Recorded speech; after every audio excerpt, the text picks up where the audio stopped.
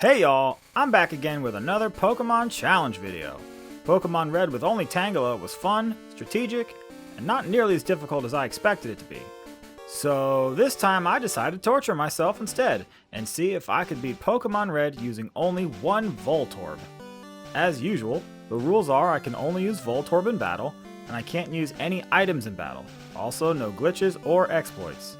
By the way, if you like this kind of content and want to see more, be sure to subscribe and check out more of the videos on my channel. To be frank, Voltorb as a Pokemon is just ballful, and there's no getting around it. The quality of those puns match the caliber of Voltorb's stats and move pool. 100 speed is great, but 30 attack and 55 special are terrible. On top of that, Voltorb doesn't learn a single electric move by level up. In fact, the only two special moves we get at all are Thunderbolt and Thunder, both of which are only learned by TM. That means that Voltorb's only type coverage is Normal and Electric. Two types that are great for ground and rock Pokemon. Gee, I don't foresee that being a problem at all, do you? Anyways, as usual, I use the Universal Pokemon Randomizer to replace Squirtle with Voltorb so that our rival will pick Bulbasaur. Venusaur resists electric type moves, so it should be the most difficult for Voltorb to handle by the end of the game. Anyways, I nicknamed my Voltorb Imposter, because Pokemon predicted Among Us 25 years ago. After receiving Voltorb from Professor Oak, we have our first Pokemon battle with our rival Bubs. Voltorb starts with the moves Tackle and Screech. Tackle is weak, but Screech helps to make up for it somewhat. However, there is something I'd like to point out that is a huge issue throughout the entirety of this run.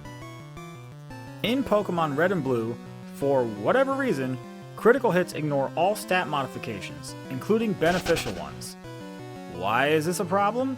Well, remember that Voltorb has a high base speed stat of 100, and since critical hits in this game are based upon base speed, Voltorb has an average critical hit rate of about 20%. So what we have here is a Pokemon so weak it relies on stat modifications to be usable, but also so fast that it constantly cancels them out. Well anyways, the first two rival fights aren't bad, but we both know what's next. Okay, so it's no surprise to anyone that Brock is an absolute brick wall for Voltorb. Our tackles do 1 point of damage, so our best strategy is to Screech his Pokemon to lower their defense. However, his Geodude likes to raise its defense with Defense Curl, so this is easier said than done. I tried this battle dozens of times and at various levels, and the minimum level Voltorb can win this battle is at level 17. This is when Voltorb learns Sonic Boom, a move that always does 20 HP of damage. This bypasses his Pokemon's incredible defenses. Since I'm trying to complete the challenge with minimum battles, I go into the battle with Brock at level 16 and just enough experience to hit level 17 after knocking out the Geodude. That way Sonic Boom can be used to finish off the Onix, we get the badge, and you get a glimpse into my true pain. Thank God that's over. In Cerulean City, I have another battle with our rival Bubs. But this one is not too difficult. I cannot express to you how much of a quality of life improvement Sonic Boom is for Voltorb. I know that at a certain point 20 HP damage just isn't going to cut it, but for now it's essentially a 2-hit KO on every Pokemon. Keep in mind, Sonic Boom is good, but Voltorb is also pretty terrible, so these battles are very close and I often lose. Even random trainer battles become an absolute chore with Voltorb, but they are doable. Anyways, after Bubs, we head to Misty, which should be easy considering we have an electric type in the water gym, right? Well, remember, Voltorb doesn't learn any electric moves by level up, so we gotta do this one with good old-fashioned Sonic Boom. Thankfully though, Misty's AI is pretty terrible, and she doesn't go for Bubble Beam when she totally could have, and we're able to Sonic Boom our way to victory. Although you can already see Sonic Boom going from a 2-hit KO to a 3-hit KO, so I'm getting worried. Welcome back to another episode of Bubs on a Ship. Here at the SSN, we're taking on our rival. His Rattata is now Eradicate and does huge damage to Voltorb. Kadabra also disables Sonic Boom, which slows down our damage output. You know, the old adage, a best defense is a good offense, really applies to Voltorb. The best way to protect Voltorb's health is to just quickly knock out opponents before they can do any damage. Even with the advantage of Sonic Boom, this one is always a close call or just a straight up loss. The more Pokemon a trainer has, the less likely Voltorb is to survive till the end of the battle, as you can see from us barely scraping by on this one. Wait, hold on a second. Did you see that right? Did I actually guess the trash cans correctly on the first try? The Pokegods must have seen my self-inflicted suffering and decided to bless me with a once-in-a-lifetime miracle. Make your bets in the comments whether or not that will ever happen again. Lieutenant Surge is a nice break from all the uphill battles we've been having lately. Voltorb resists all of his Pokemon's electric moves, and their physical attacks don't do much, so it's a pretty level battlefield. Raichu does critical hit with Thunderbolt to almost take us out, but we managed to win, and with that victory, we finally have an electric move for Voltorb to use. TM28 Thunderbolt. And I've never taught a TM faster in my entire life. There's a mandatory trainer battle with a hiker in Rock Tunnel, whose 3 Pokemon all know self-destruct. This battle literally almost made me quit the run, and I kid you not, I spent 3 real-life hours trying to get a successful attempt at this. I literally just had to wait for Graveler to not use self-destruct, and it was completely out of my control. Now it's off to the Pokemon Tower, and after visiting the grave where my sanity lies, it was time to take on Bubs once again. This time though, we've got Thunderbolt, and for once, our constant critical hits are something that actually help us rather than hurt us. Electric coverage is very nice, and Sonic Boom covers anything that resists electric moves. After that, it's time to head to Celadon City, and before going to the Rocket Hideout in the game corner, I went to the Celadon City department store and bought the TMs for Takedown and Double Team. One of these moves is just a temporary placeholder, but the other one is crucial, and that's Double Team. Now before you start slamming your keyboard to complain about me using Double Team, consider the fact that I'm using it more for the badge boost glitch rather than the evasion boosts. Consider this. With 6 Double Teams set up, we get a badge boost glitch of 75% more attack stat. On top of that, if we use 6 Screeches, that means that the opponent's defense is lowered by a factor of 4. Put that together, and that means that our physical attacks are doing 7 times what they normally do. Even then, look at how little damage Voltorb is doing, and we barely only scrape by in these battles. Okay, so now we're in Erika's gym, and this time we're actually using Double Team exclusively for the evasion benefit. Honestly though, it's all Victory Bell's fault. If not for the moves Sleep Powder and Wrap, and Razor Leaf which always crits, it wouldn't be an issue. At one point, I did consider using the TM for Substitute to protect us from Wrap and Sleep Powder. However, it cost a staggering 7,700 coins, or 154,000 Pokédollars, from the game corner. But I actually don't have that much money at this point in the game, so I just went with Double Team, and can you blame me? Okay, now I'm in Kokos Gym, and remember last time when we were using Double Team for evasion as opposed to the time before when we were using it for the stat boost? Yeah, well now we're back to using it for the stat boost, specifically for defense. Basically what this battle comes down to is Voltorb versus Weezing. The first 3 Pokemon are essentially irrelevant. Weezing will almost always use self-destruct, and without the defense boost from the badge boost glitch, Voltorb will always get knocked out even from full health. So Double Team is necessary to either survive the self-destruct with those defense boosts, or make Voltorb dodge the boom for the win. Again, remember, I'm not showing you the 97 times that I tried this and failed, I'm just showing you the one time that I got it to work.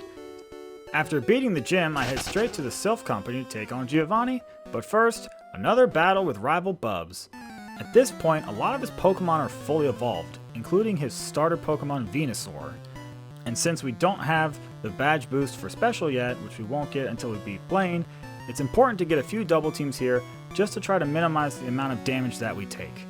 Otherwise, any combination of Psybeam, Bite, and Razor Leaf, remember, which always critical hits, will knock out Voltorb. This battle's not too hard, but it does require a little bit of luck. And while I'm playing this, I'm not only trying to do minimum battles, I'm also trying to minimize the amount of luck required. I want the strategies here to be consistent, so that way anybody could pick this up and try it for themselves. Now that we've beaten Bubs, we go on to take Giovanni, who on the other hand is actually kinda tough. Normally in these runs we like to laugh at Giovanni for being a bad trainer, locking into terrible moves like Rage, or wasting turns going for Guard Spec. However, for once this is actually a really great strategy for him. Our best way to deal with his ground and rock type Pokemon are to lower their defenses with Screech and then use Swift to hit them for okay damage. However, Guard Spec prevents a Pokemon from having its stats lowered. so we can often only get 1 or 2 screeches in before we have to start attacking for pretty pitiful damage. I mean, we win, but I just can't believe I'm at a point where I have to compliment Giovanni. Next, I head to Cinnabar Island to take on Blaine. I skipped going to Saffron City and taking on Sabrina, even though her Pokemon have lower levels, for a very specific reason I kind of alluded to earlier. Blaine's badge is the one that gives a boost to the special stat, and without it, I don't think there's a way to withstand the onslaught of Sabrina's psychic Pokemon's attacks. Anyways, Blaine is a punk and his Pokemon are dookie. Thunderbolt is able to chunk its way through all of them with relative ease, and his Arcanine forgoes pointlessly spamming Roar like usual, and this time actually tries to use Fire Blast, but thankfully it never connects and we're able to jolt that pooch for the win. Now I backtrack to Saffron City and battle Sabrina for our 7th gym badge, and just to prove a point, I decided to do this one without using Double Team. You don't see the vanilla trainer battles that happen off screen, but I truly am only using Double Team during important trainer battles, and usually just for the stat boosts from the badge boost glitch. The evasion in most cases is just a bonus, and a lot of times Voltorb gets hit anyways while trying to set up Double Team. So let's just see what happens when we don't use it for this one battle.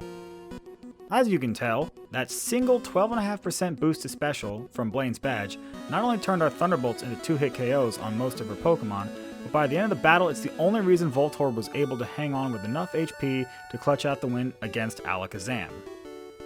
But I was right to do that side quest. Now it's time for the final battle with Giovanni for our final gym badge in the Viridian City Gym. Once again, the biggest issue with this battle is that we need to spam Screech to do any kind of damage with Swift. But Giovanni continuously blocks us by using Guard Spec. Usually we only get 1 or 2 Screeches in before this happens, so we don't do very much damage at all. On top of that, Double Team is also needed to dodge Dig from the Doug Trio, which under any circumstances will knock Voltorb out in just 1 hit. On top of all of that, there is yet another big issue. Because we can't use many Screeches thanks to Guard Spec, we have to use way more of our PP for Swift. By the time we get to the Rhydon, we actually run out of PP for Swift. This leaves us with only one option, and you guessed it, the best strategy here is to waste all of the PP for our other moves and try to win with Struggle.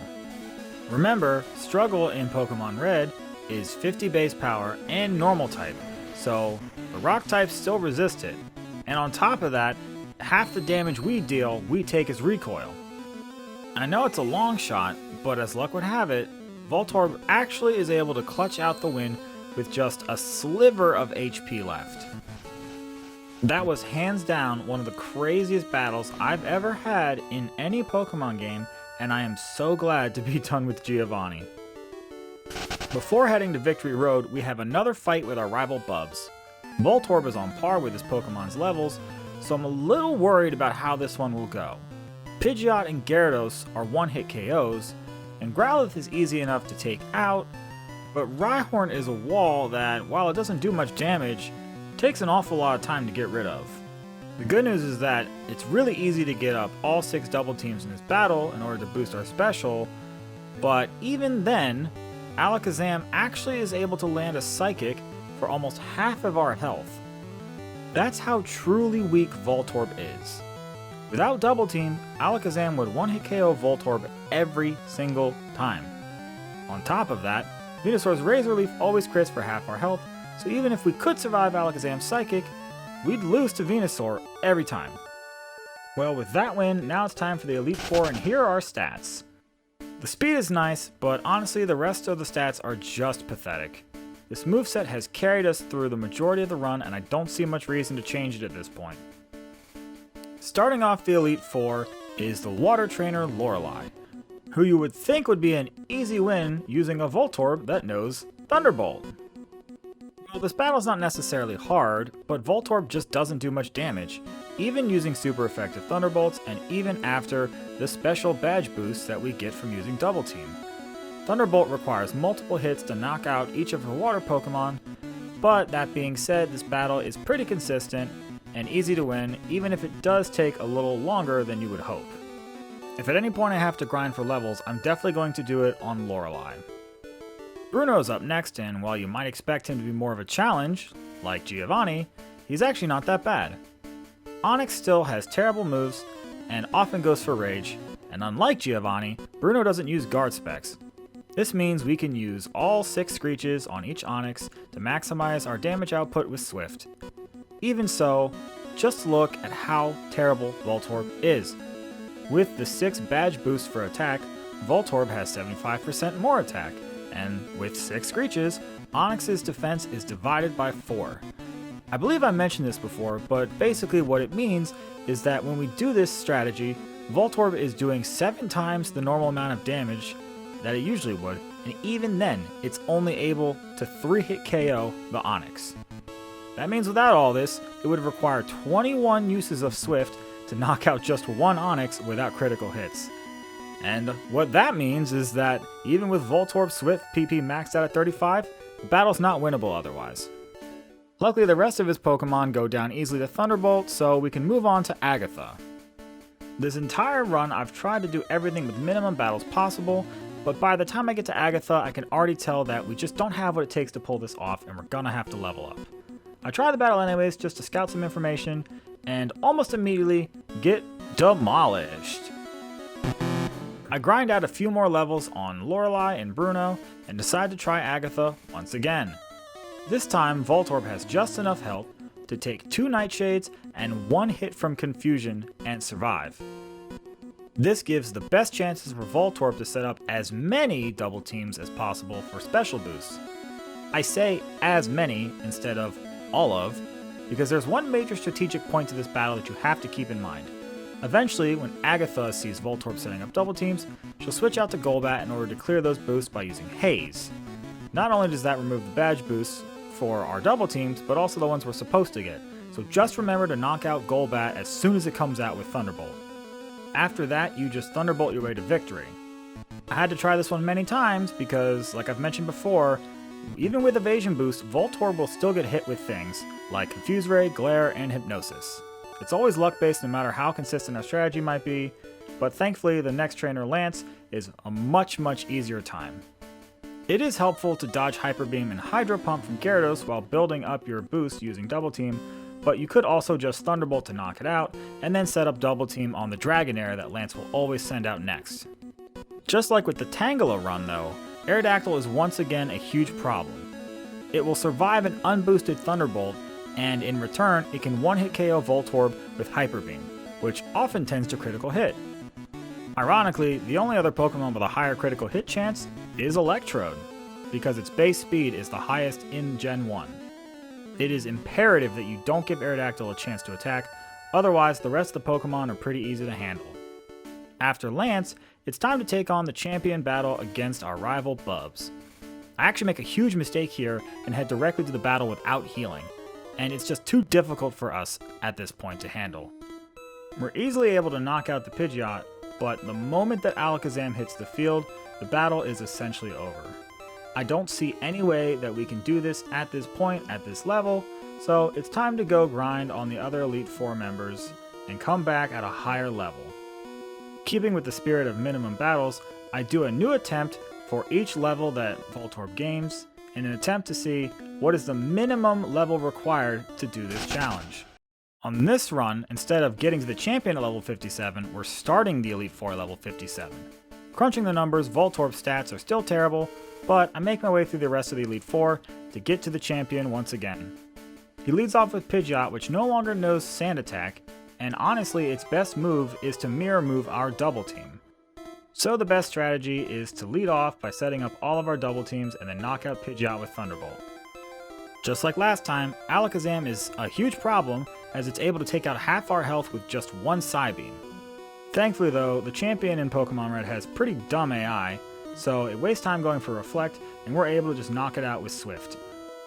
Next out is Rhydon, and as you can imagine, it is an absolute beast to try taking down using only Swift, especially when, for whatever reason, Voltorb decides to go on a complete critical hit streak to ignore our stat boosts.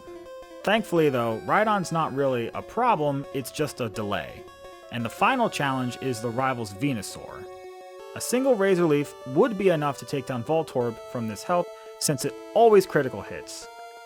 Thankfully though, Voltorb loves me and decides to get a full paralysis using Thunderbolt. We're able to dodge a Razor Leaf and knock out the Venusaur using Swift to win the challenge.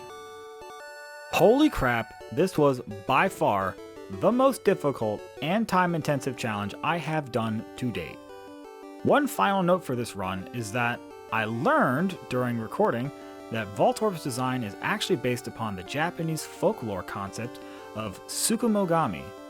These are household objects, especially containers, that gain a soul and come to life after 100 years of dutiful service. So basically, Voltorb is a Pokeball that managed to survive for 100 years, and this idea is even supported by the fact that Voltorb's Pokedex number is 100. Well, this sure seems to fit the theme of the run, since the time, care, and dedication required to make Voltorb work felt like it took 100 years off of my life. Anyways, that's it for now. If you like this run, be sure to subscribe and enable notifications so you know right away the next time one of these episodes is uploaded. Let me know in the comments what Pokemon you want to see next, and until next time,